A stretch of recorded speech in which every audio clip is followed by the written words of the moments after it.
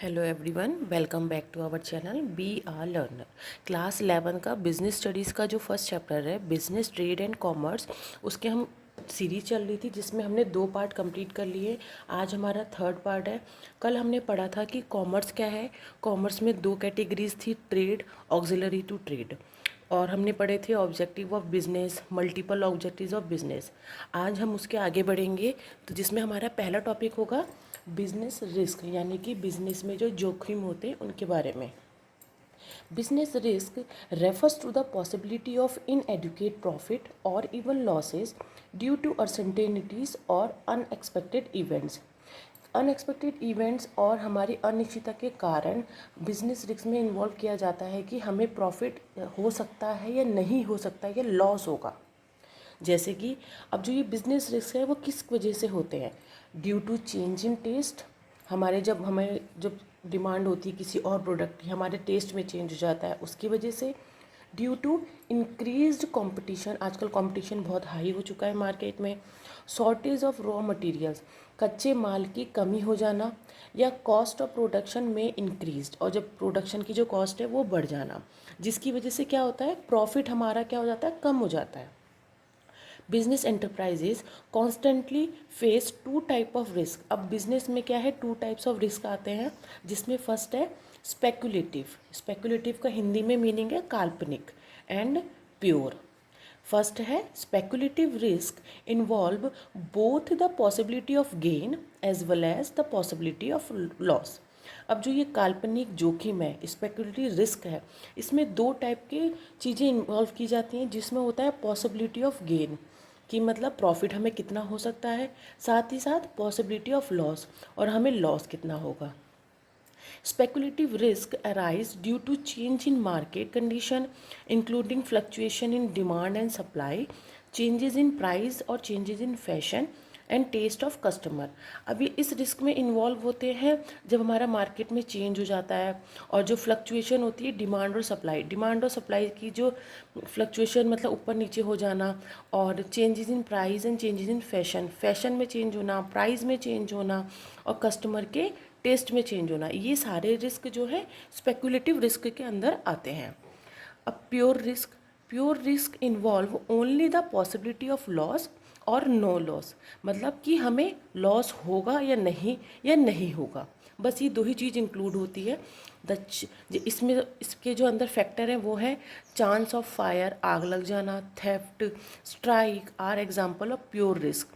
ये इसमें ज़्यादातर वैसे नेचुरल की इंक्लूड है, जैसे कि आग लग जाना, चोरी हो जाना, या स्ट्राइक करने लगते हैं, उसकी वजह से क्या होता है, बिजनेस में रिस्क आ जाते हैं। आगे है नेचर ऑफ बिजनेस रिस्क। अब नेचर ऑफ बिजनेस रिस्क में पहला है business risk arise due to uncertainty. अनिश्चितता के कारण जो बिजनेस में जोखिम आता है। Uncertainty refers to the lack of knowledge about what is going to happen in future. Uncertainties का मतलब होता है कि हमारा फ्यूचर में क्या होगा हमारे साथ, इसमें ज्ञान की कमी होना, जिसमें कि इंक्लूड होते हैं natural calamities, change in demand and prices, change in government policies and prices होना, improvement in technology etcetera. The example of uncertainty, ये जो क्या है ये सारे हमारे एग्जाम्पल हैं जो कि रिस्क बनाते हैं हमारे बिजनेस के लिए। सेकेंड है risk is an essential part of every business. Every business has some risk. किसी भी बिजनेस में कुछ ना कुछ रिस्क या जोखिम होता है। No business can avoid risk. अब कोई भी बिजनेस क्या है, रिस्क या जोखिम को अवॉइड तो कर नहीं सकता। Through the amount of risk may vary from business to business. जो रिस्क है वो बिजनेस टू बिजनेस, एक बिजनेस से दूसरे बिजनेस पे क्या है, अलग अलग हो सकता है। रिस्क कैन बी मिनिमाइज, आप जोखिम को कम तो कर सकते हैं, but can not be eliminated, आप उसको ख़त्म नहीं कर सकते, उसको सिर्फ कम कर सकते हैं। थर्ड है degree of risk depends mainly upon the nature and size of business. जो रिस्क है वो डिपेंड होता है कि हमारा बिजनेस का साइज़ क्या है और उसका नेचर क्या है। अब नेचर ऑफ बिजनेस में इंक्लूड होता है types of goods and services की प्रोड्यूस एंड सोल्ड, हम कौन सा गुड और सर्विस प्रोवाइड कर रहे हैं। और साइज़ का मीन्स है कि हम कितनी मात्रा में प्रोडक्शन कर रहे हैं, सेल कर रहे हैं। Are the main factor which determine the amount of risk in a business. ये सारे क्या है, एक मेन फैक्टर है जो कि डिटरमाइन करते हैं कि हमारे बिजनेस में कितना रिस्क है। फॉर एग्जाम्पल, अब हम एग्जाम्पल लेते हैं, जैसे कि एक लार्ज स्केल का बिजनेस है, उसमें ज़्यादा अधिकतर क्या होगा, हायर रिस्क होगा देन अ स्मॉल स्केल है, छोटे बिजनेस के अकॉर्डिंग।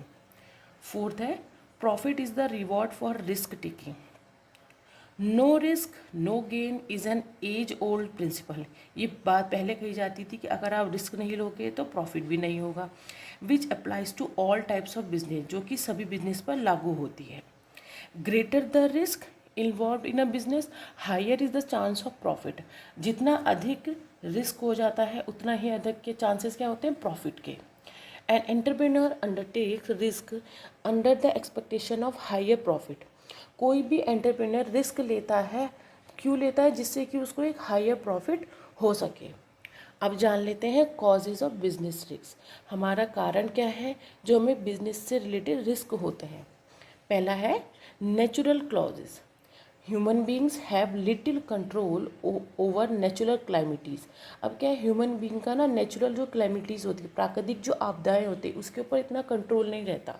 अब इसमें इंक्लूड क्या है, फ्लड, बाढ़ आ जाना, earthquake, lightning, heavy rains, feminine etcetera. ये सारे इंक्लूड है हमारे नेचुरल कॉजेज़ में। सेकंड है human causes. Human causes include such unexpected events. Human cause यानी कि मानवीय कारण में ऐसे इवेंट्स या ऐसे कॉज इंक्लूड हैं जैसे कि डिसऑनेस्टी, ईमानदार ना होना, केयरलेसनेस और नेग्लिजेंस ऑफ एम्प्लॉयज़, नज़रअंदाज कर देना एम्प्लॉयज़ को, stoppage of work due to power supply, failure x strikes, management efficiency etcetera. Third है इकोनॉमिक कॉज। इकोनॉमिक कॉज है these include uncertainty relating to demand for goods, competition, price, collection of dues from customer, change of technology और method of production. अब economics causes में क्या क्या include है, uncertainties relating to demand for good, मतलब कि हमारी गुड वस्तुओं से जो मांग है हमारी, उसमें अनिश्चितता होना, कंपटीशन बढ़ जाना, प्राइस या collection of dues from the customer से कलेक्शन लेना, चेक टेक्नोलॉजी में चेंज हो जाना, प्रोडक्शन में चेंज होना। और आगे है फाइनेंशियल प्रॉब्लम। फाइनेंशियल प्रॉब्लम में क्या है, like rise in interest rate. अब इंटरेस्ट रेट बढ़ जाना, borrowing, levy of higher taxes देना, उगाही करना उसकी, also come under these type of causes. ये सारे क्या है, इकोनॉमिक कॉजेज के अंदर आते हैं। फोर्थ है other causes. These are unforeseen events. ये ऐसे ऐसे इवेंट्स हैं जो हमें दिखाई नहीं देते, जैसे कि पॉलिटिकल डिस्टर्बेंस, राजनीतिक जो मतलब राजनीतिक जो डिस्टर्बेंस इंक्लूड हो जाता है, mechanical failure such as the bursting of boiler, fluctuations in exchange rates, exchange rate में तार चढ़ाव हो जाना, और ऐसे रिस्क जो पॉसिबिलिटीज करवा देते हैं हमें रिस्क बढ़ाने के लिए, ये सब इंक्लूड होते हैं हमारे other causes of business risk में।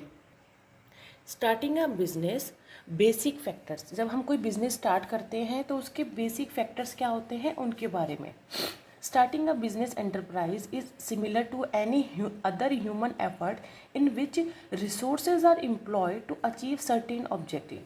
कोई भी बिजनेस स्टार्ट करना वो बराबर होता है हमारे मानव के एफर्ट्स के ऊपर कि हमें रिसोर्सेज का यूज़ करना है किसी निश्चित उद्देश्य की प्राप्ति के लिए। Successful result in business depend largely upon the ability of the entrepreneurs or the starters of a new business to anticipate problems and solve them with minimum cost. किसी भी बिजनेस में सक्सेसफुल होने के लिए जो डिपेंड करता है उसके उद्यमी पर या हमारे न्यू बिजनेस के स्टार्टर्स पर, जिसमें कि वो प्रॉब्लम को देख सके और उनको सॉल्व कर सके बिल्कुल मिनिमम कॉस्ट के साथ। Some of the basic factors which must be considered by anybody who is to start the business are follows. ये कुछ बेसिक फैक्टर्स हैं जो कि ज़रूरी है हमारे किसी भी बिजनेस को स्टार्ट करने के लिए।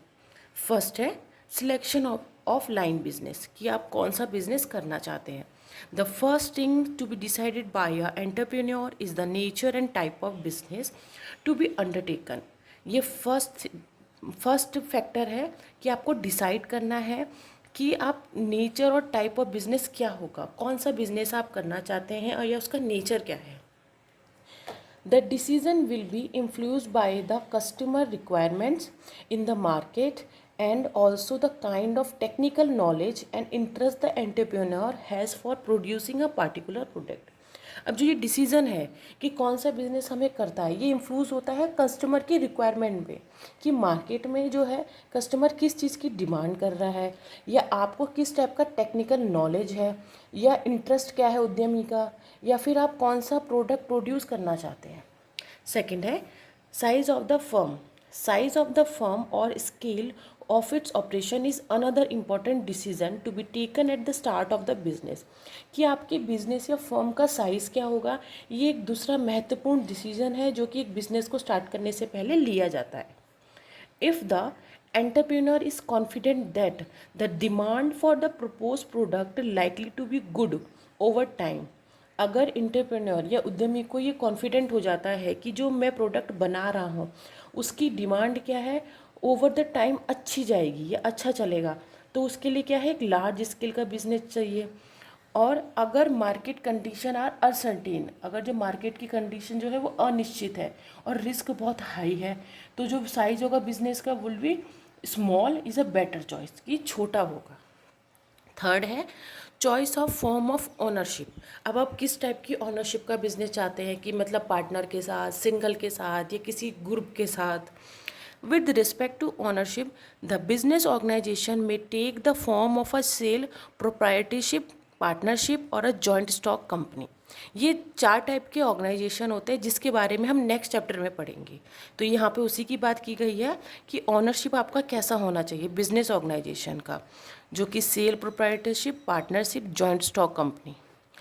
The choice of the suitable form of ownership will depend on such factor. जो हमारी सुटेबल चॉइस का ऑनरशिप होता है कि कैसा बिजनेस का ऑनर्स हमें चाहिए, वो डिपेंड करता है फैक्टर्स पे, जैसे कि लाइन ऑफ बिजनेस, बिजनेस का कैपिटल रिक्वायरमेंट, कितने पैसे की आवश्यकता होगी, लाइबिलिटीज़ ऑफ ओनर, ओनर्स का दायित्व क्या होगा, डिवीज़न ऑफ प्रॉफिट, प्रॉफिट का बंटवारा क्या होगा, और सो ऑन, और इससे और अधिक.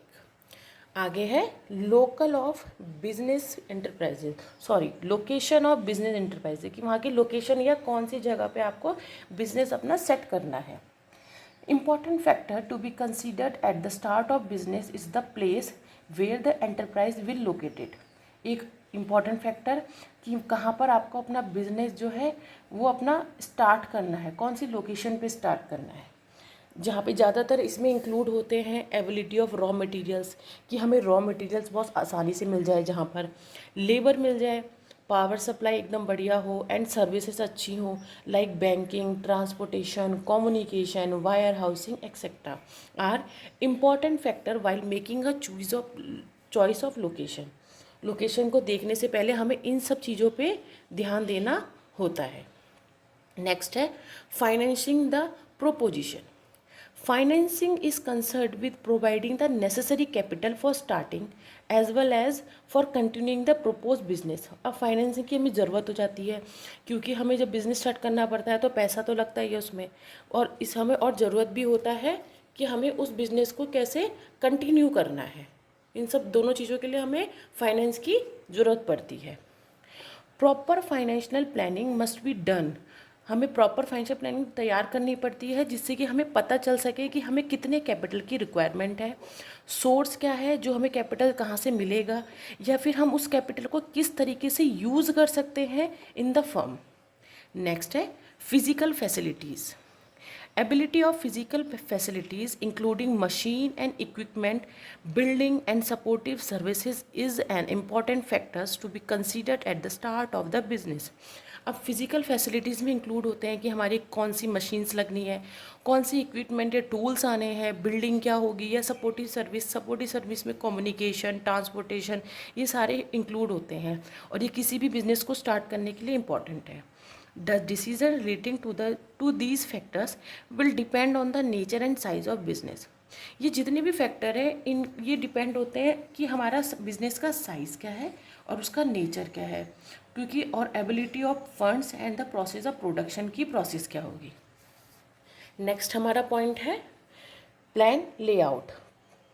Once the requirement of physical facilities has been determined, जब हम तैयार कर लेते हैं कि हमें फिजिकल फैसिलिटीज़ हमारी क्या क्या होगी, तो the entrepreneur should draw a layout plan, ये प्लांट की जगह यहाँ पे प्लान होगा। The entrepreneur should draw a layout plan showing the arrangement of these facility, जो उद्यमी होता है वो एक तरीके का प्लान रेडी करता है जिसमें कि वो बताता है कि इन जो हमारी जो फैसिलिटी है उसका अरेंजमेंट कैसे किया जाएगा। Layout means the physical arrangement of machine and equipment needed to manufacture a product, किसी भी प्रोडक्ट को तैयार करने के लिए कौन कौन सी मशीन चाहिए या इक्विपमेंट चाहिए, उसको हम बोलते हैं लेआउट। नेक्स्ट है competent and committed workforce. Competent या कमिटेड, एक तरीके से ईमानदार और अपने बिजनेस या अपने गोल को प्राप्त करने के लिए उसकी तरफ फोकस होना, ऐसे वर्कफोर्स की ज़रूरत है। Every enterprise needs competent and committed workforce to perform various activities so that physical and financial resources are converted into desired output। हमें अपने एंटरप्राइज के लिए ऐसे एम्प्लॉयज़ चाहते हैं कि जो हमारी एक्टिविटीज़ को इतने अच्छे से करें कि जो हमारा आउटपुट है, डिज़ायर्ड आउटपुट है, वो बहुत बढ़िया है, और जो हमारे फिजिकल या नेचुरल रिसोर्सेज या फाइनेंशियल रिसोर्सेज उनका कम से कम यूज़ होके मैक्सिमम प्रॉफिट आ सके। नेक्स्ट है tax planning. Tax planning has become necessary these days because there are a number of tax laws in the country। हमारी कंट्री में बहुत टाइप के टैक्स लॉज आ चुके हैं जो कि बहुत ज़रूरी है, और and they influence almost every expect of the functioning of a modern business. और वो जो हमारी टैक्स प्लानिंग है हमारे किसी भी टाइप के जो बिजनेस होते हैं उनको क्या प्रभाव डालती है, उसके ऊपर उनकी फंक्शनिंग के ऊपर प्रभाव डालती है। लास्ट है लॉन्चिंग द एंटरप्राइज। अब बिजनेस का लॉन्चिंग होना, after the decision relating to the above mentioned factors have been taken, the entrepreneur can go ahead with actual launching of the enterprise, which would mean mobilizing various resources, fulfilling necessary legal formality, starting the production process and initiating the sales promotion campaign. हमने जितने भी factor पढ़े हैं कि हमारा size क्या होगा, हमारी फॉर्म की चॉइस क्या होगी, लोकेशन क्या होगा, इन सब के बाद हम क्या करते हैं, हमारी लॉन्चिंग का टाइम आता है जिसमें इंक्लूड होते हैं कि हमारे वेरियस रिसोर्सेज क्या होंगी, लीगल फॉर्मेलिटीज़ को पूरा करना, प्रोडक्शन प्रोसेस, ये सब क्या है लॉन्चिंग द एंटरप्राइज में इंक्लूड है। तो ये था हमारा आज का टॉपिक। अब इसका जो हमारा हिस्ट्री है यानी कि सेक्शन फर्स्ट जो है, जो हमने बाद में करने के लिए बोला था, उसको मैं नेक्स्ट वीडियो में पूरा कंप्लीट करूँगी। आज का वीडियो आपको कैसा लगा, अच्छा लगा तो लाइक शेयर एंड सब्सक्राइब कीजिएगा फॉर द नेक्स्ट वीडियो। अगर आपको हैंड रिटन मैंने इसके शॉर्ट नोट्स या शॉर्ट डेफिनेशंस प्रोवाइड की थी, अगर आपको उसका हैंड रिटन नोट चाहिए तो उसको भी मैं टेलीग्राम चैनल पर डाल दूँगी, जिसका लिंक मेरे डिस्क्रिप्शन बॉक्स पे है। आज के लिए बस इतना ही। Thank you.